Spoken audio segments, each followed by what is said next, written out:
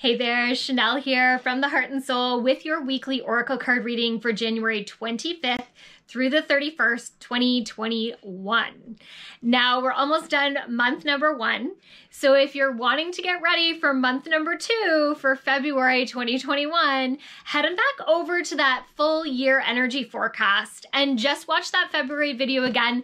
That'll give you a little reminder of what to expect for the energy of this month. But for the energy of this week, I was drawn to the Universal Love cards. They're a healing oracle card deck by Tony Carmine Salerno.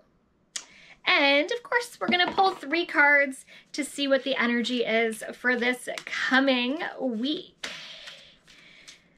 There's card number 1. We're going to pull 2 more for this week. That's number 2.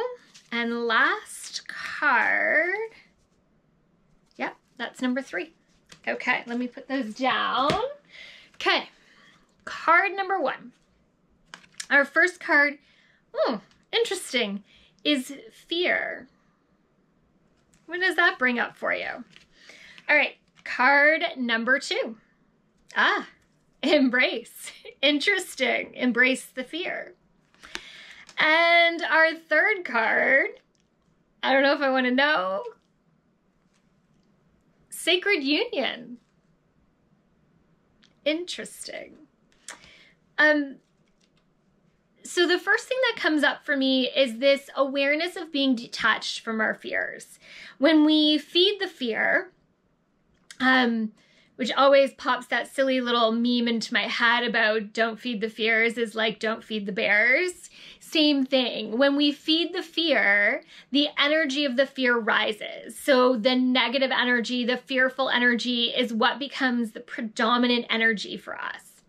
But when we can detach from the fear, so when we can take a deep breath, get centered and get focused, and take a step back and actually see the fear from a distance. So we're taking ourselves out of the energy of the fear and what it represents, what it, the potential of what it could be. And we take that step back from it. And we look at it from a distance and understand that that fear can't hurt us from where it is. Then suddenly we begin to see the fear in a different way. Then we can embrace the fear for what it is and take the lessons in it instead of wallowing in the energy of it. So instead, we've turned it around and created healing within us. So think of a moment when you come to a place of fear, of things that you're working on right now. What comes up for you? Write it down.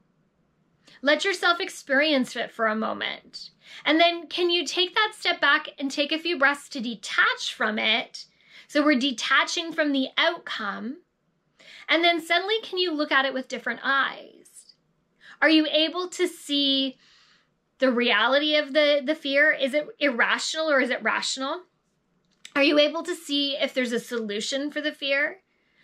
Are you able to see where it comes from? Maybe it's from past life experiences. Maybe it's from literally past lives. Maybe it's from trauma we've had in our lives. Where does that come from? When we create this sacred union, this reaching out our hand to the fear, and instead of stepping away from it or wallowing into it to create this more negativity, when instead we embrace it and reach out our hand to it instead, we create this beautiful union, this union where healing begins to happen. The universe is saying, there are scary things that may come up for you this week. There are realizations that maybe came up last week and are just carrying through into this week, but they're there this week. They're front and center in front of us. So the question is, how will you choose to deal with it? Can you embrace the situation and choose to heal and to learn and to move forward? Or will you just sit in that energy of fear, sit in that energy of worry and stress, and just let it accumulate? One's productive and one is not. The universe is encouraging you this week to the productive answer. Because when we learn these life lessons, it catapults us on to the next thing. It removes obstacles, which is the big thing. As soon as I said it, it's like my heart burst a little bit in a good way. That we're removing these obstacles that we need to remove to be able to move forward right now. There is a huge forward movement that we need to stay in the momentum of to continue to create and build and grow. So again, will you take the healing that the fear is offering you? Or will you choose to just stay in it? And remember, going ahead doesn't mean you have to go alone.